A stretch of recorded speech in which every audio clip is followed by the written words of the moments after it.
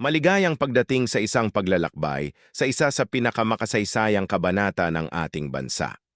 Ngayon, tatalakayin natin ang kwento ng unang Republika ng Pilipinas, isang panahon na puno ng tapang, sakripisyo at pag-asa. Ito ay hindi lamang isang simpleng kabanata sa kasaysayan ng Pilipinas, kundi isang sandaling nagbago ng takbo ng kasaysayan ng buong Asya. Sa unang pagkakataon sa buong kontinente, isang bansa ang nagtayo ng isang demokratikong republika na nagpapakita sa mundo na ang mga Asyano ay may kakayahang mamuno sa kanilang sarili. Ang unang Republika ng Pilipinas ay simbolo ng lakas ng loob ng bawat Pilipino na lumaban para sa kanilang kalayaan. Kaya naman, mahalagang maunawaan natin ang kwentong ito, hindi lamang bilang kasaysayan, kundi bilang inspirasyon para sa ating kinabukasan. Bago natin maunawaan ang pagsilang ng unang republika, kailangan muna nating balikan ang mahabang kasaysayan ng pananakop. Sa loob ng mahigit 300 taon, mula 1565 hanggang 1898, ang Pilipinas ay nasa ilalim ng kamay ng Espanya. Ito ay hindi lamang isang simpleng pamamahala, kundi isang malalim na pagbabago ng buong pagkakakilanlan ng bansa. Ang relihiyong Katoliko ay naging puso ng buhay ng mga Pilipino na ipinakilala ng mga preyle at misyonero. Ang kultura, wika at mga kaugalian ay unti-unting hinubog ng kolonyal na pamamaraan. Ang lipunan ay nahahati sa mga antas kung saan ang mga Espanyol at Ilustrado ang nasa itaas, habang ang karaniwang mamamayan ay nagtitiis sa kahirapan at kawalan ng kalayaan. Ang 300 taong ito ang naglatag ng pundasyon ng pagnanasa ng mga Pilipino para sa kalayaan. Sa kabila ng matagal na pananakop ng Espanya, hindi namatay ang diwa ng kalayaan sa puso ng mga Pilipino. Sa huling bahagi ng ika-9 na siglo, isang bagong henerasyon ng mga edukadong Pilipino ang bumangon upang hamunin ang kolonyal na pamamalakad. Sila ay kilala bilang mga Ilustrado, ang mga Pilipinong nakapag-aral sa Europa at nakakita ng mas malawak na mundo. Sa pamamagitan ng kilusang propaganda, ginamit nila ang salita bilang kanilang sandata. Si Jose Rizal, ang dakilang manunulat at doktor, ay sumulat ng mga nobelang nagpukaw ng budhi ng bansa. Si Marcelo Haya del Pilar at si Graciano Lopez Haena naman ay naging boses ng kalayaan sa pamamagitan ng pahayagang La Solidaridad. Hindi sila nagtataguyod ng armadong pakikipaglaban, kundi ng reforma at pagkilala sa karapatan ng mga Pilipino. Ngunit ang kanilang mga salita ay nagsilbing butil na nagbunga ng mas malaking rebolusyon. Mula sa mga salita at panulat, lumipat ang kilusan sa mas malalim na antas ng pakikipaglaban. Noong ika-7 ng Hulyo, 1892, itinatag ni Andres Bonifacio ang kataas-taasang kagalang-galangang katipunan ng mga anak ng bayan o mas kilala bilang Katipunan sa Maynila. Hindi ito isang organisasyong pang-edukasyon o panlipunan lamang, kundi isang lihim na revolusyonaryong kilusan na naglalayong makamit ang kalayaan sa pamamagitan ng armadong pakikipaglaban. Ang Katipunan ay naging tinig ng mga karaniwang Pilipino, ang mga magsasaka, manggagawa, at mahihirap na mamamayan na hindi kayang abutin ng mga reforma ng kilusang propaganda. Sa ilalim ng pamumuno ni Bonifacio, libo-libong miyembro ang sumali, pinalakas ng pag-asa at pagmamahal sa bayan. Ang bawat miyembro ay nanumpa ng katapatan sa bansa, nagbibigay ng dugo bilang tanda ng kanilang pagtatalaga. Ang Katipunan ang naging pundasyon ng rebolusyong magbabago sa kasaysayan ng Pilipinas.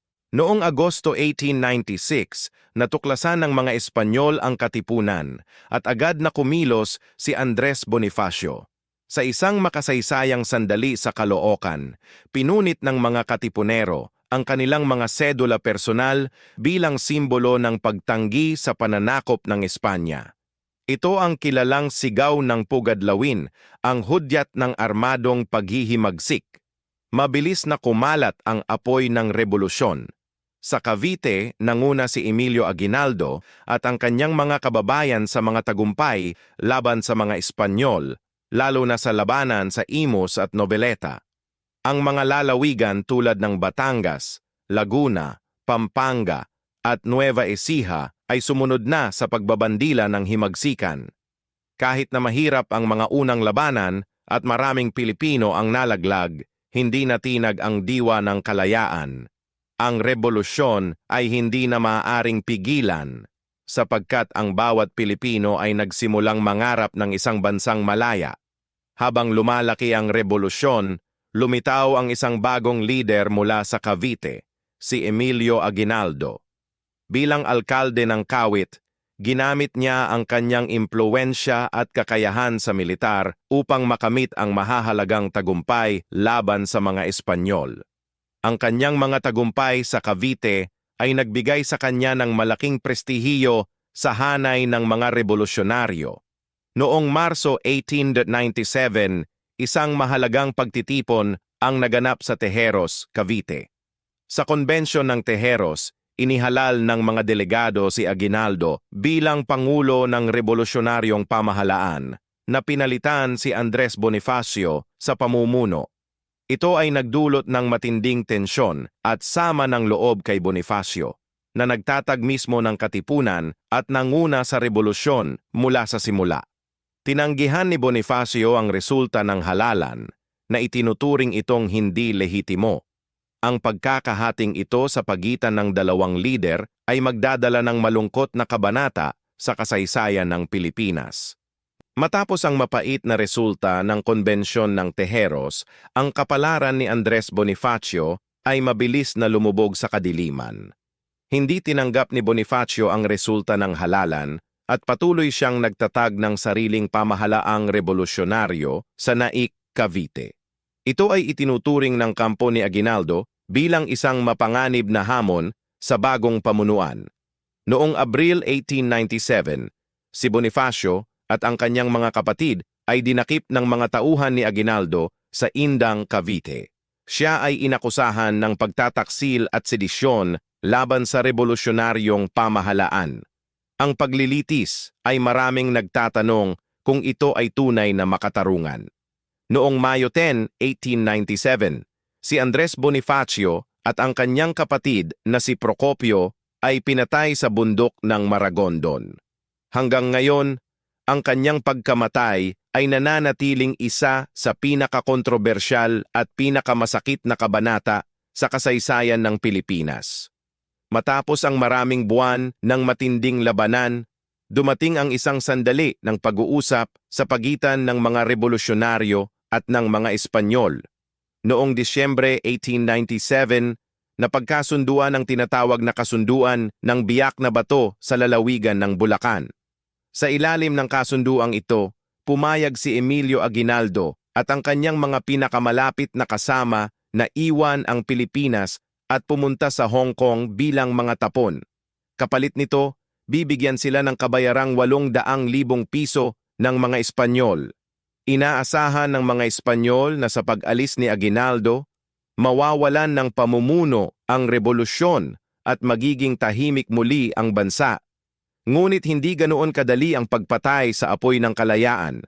Ang pera na tinanggap ni Aguinaldo sa Hong Kong ay magiging punong kuhanan ng kanyang mga plano para sa hinaharap na pakikipaglaban, isang bagay na hindi inaasahan ng mga Espanyol. Habang si Aguinaldo ay nasa Hong Kong, isang malaking pagbabago ang nangyari sa buong mundo. Noong 1898, sumiklab ang digmaang Espanyol-Amerikano, isang tunggalian na magbabago sa kapalaran ng Pilipinas magpakailanman. Nakita ng mga Amerikano ang pagkakataon na gamitin ang mga revolusyonaryong Pilipino laban sa kanilang kasamang kaaway na Espanya. Nakipag-ugnayan ang Commodore George Dewey kay Aguinaldo at nangako na tutulungan ng Amerika ang mga Pilipino na makamit ang kanilang kalayaan. Puno ng pag-asa at tiwala, bumalik si Aguinaldo sa Pilipinas noong Mayo 1898 sakay ng isang barkong Amerikano. Sa kanyang pagbabalik, muling nagningning ang apoy ng revolusyon. muling nagtipon ang mga mandirigma, muling naglakas ang loob ng bawat Pilipino. Para sa kanila, ang pagbabalik ni Aguinaldo ay hudyat ng isang bagong simula, isang bagong pag-asa na sa wakas, ang tunay na kalayaan ay malapit ng abutin. Matapos ang matagumpay na pakikipagtulungan sa mga Amerikano laban sa Espanya, dumating ang pinakamakasaysayang sandali para sa bawat Pilipino. Noong Hunyo 12, 1898, sa tahanan ni Emilio Aguinaldo sa Kawit, Cavite, opisyal na idineklara ang kalayaan ng Pilipinas. Sa harap ng libu-libong masasayang mamamayan, itinaas ang watawat ng Pilipinas na tinahi ni Marcela Agoncillo sa unang pagkakataon. Sabay dito, tumugtog ang Lupang Hinirang, ang ating pambansang awit, na binubuo ni Julian Felipe. Ang bawat nota ng musika at bawat kilos ng watawat sa hangin ay nagdulot ng luha at kagalakan sa lahat ng naroroon. Binasa ni Ambrosio Rianzares Bautista ang akta ng Proklamasyon ng Kalayaan na nagpapahayag sa buong mundo na ang Pilipinas ay isang malaya at soberanong bansa na. Ito ang simula ng isang bagong kabanata sa ating kasaysayan. Matapos ang proklamasyon ng kalayaan, ang susunod na hakbang ay ang pagtatayo ng isang tunay na pamahalaan para sa bagong republika. Noong Setyembre 5, 1898, nagtipon ang Kongreso ng Malolos sa Baraswain Church sa Malolos, Bulacan. Ang mga kinatawan mula sa iba't ibang lalawigan ng Pilipinas ay nagkalahat upang bumuo ng isang demokratikong pamahalaan na magsisilbing pundasyon ng bagong bansa. Ito ay isang makasaysayang pagtitipon ng mga edukadong Pilipino, mga abogado, guro at mga lider ng lipunan na nagtutulungan para sa iisang layunin. Ang kanilang pinakamahalagang gawa ay ang pagsulat ng saligang batas ng Malolos na inaprubahan noong Enero 21, 1899. Itinakda ng saligang batang ito ang paghihiwalay ng simbahan at estado, ang mga karapatan ng mamamayan, at ang istruktura ng pamahalaan. Ito ang unang demokratikong konstitusyon sa buong Asya, isang patunay ng kakayahan at talino ng mga Pilipino. Noong Enero 23, 1899, isang makasaysayang sandali ang naganap sa Malolos, Bulacan. Dito opisyal na idineklara ang unang Republika ng Pilipinas, isang tagumpay na bunga ng maraming taon ng pakikipaglaban at sakripisyo ng bawat Pilipino. Sa harap ng napakaraming tao, si Emilio Aguinaldo ay naihalal at nainaugura bilang unang Pangulo ng bagong Republika.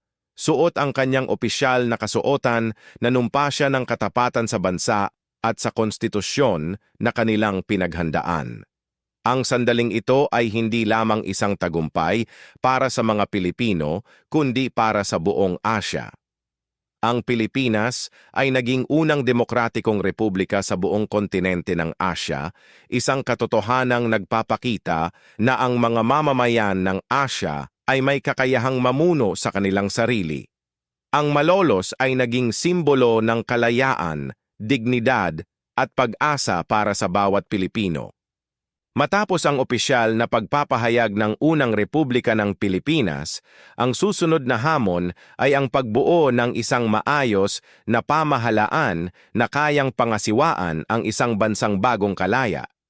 Batay sa saligang batas ng Malolos, ang pamahalaan ay nahahati sa tatlong sangay. Ang unang sangay ay ang ehekutibo, na pinamumunuan ni Pangulong Emilio Aguinaldo. Ang ikalawa ay ang lehislatibo, na kinakatawan ng Kongreso ng Malolos na binubuo ng mga kinatawan mula sa iba't ibang lalawigan. At ang ikatlo ay ang hudikatura, na responsable sa pagpapatupad ng katarungan. Hinirang din ni Aguinaldo ang kanyang mga ministro tulad ni Apolinario Mabini bilang punong ministro, na kilala bilang utak ng rebolusyon. Sinubukan ng bagong republika na magtatag ng mga paaralan, mangolekta ng buwis, at magbigay ng serbisyo sa mamamayan kahit sa gitna ng patuloy na panlabas na banta. Habang itinatayo ng unang republika ang pundasyon nito, isang malaking dagok ang dumating mula sa kabilang panig ng mundo. Noong Disyembre 1898, pinirmahan ng Espanya at Amerika ang kasunduan ng Paris, kung saan opisyal na ibinenta ng Espanya ang Pilipinas sa Estados Unidos sa halagang 20 milyong dolyar. Isipin ninyo, ang isang bansa, ang mga tao, ang kanilang lupa at kalayaan ay ipinagpalit sa isang halaga ng pera nang walang kahit anong konsultasyon sa mga Pilipino mismo. Nang mabalitaan ito ni Aguinaldo at ng kanyang mga kasama, nagalit sila ng husto. Pakiramdam ng bawat Pilipino ay niloko sila ng mga Amerikano.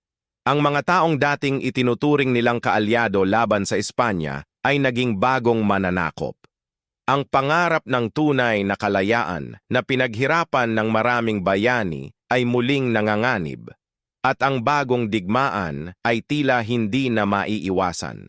Matapos malaman ng mga Pilipino ang tungkol sa kasunduan ng Paris, lumala ang tensyon sa pagitan ng mga Pilipino at Amerikano sa Maynila. Noong Pebrero 4, 1899, isang insidente ang nagpasiklab ng digmaan ng barilin ng isang sundalong Amerikano na si Private Willie Grayson, ang isang Pilipinong sundalo, sa San Juan del Monte. Ito ang naging hudyat ng simula ng digmaang Pilipino-Amerikano. Sa loob ng ilang oras, kumalat ang labanan sa buong Maynila at sa mga kalapit na lugar. Ang mga Pilipino at Amerikano na dating magkasamang lumaban laban sa mga Espanyol ay ngayon ay nakaharap na sa isa't isa bilang mga kaaway. Ang dating pagkakaisa ay naging bangungot ng bagong pananakop.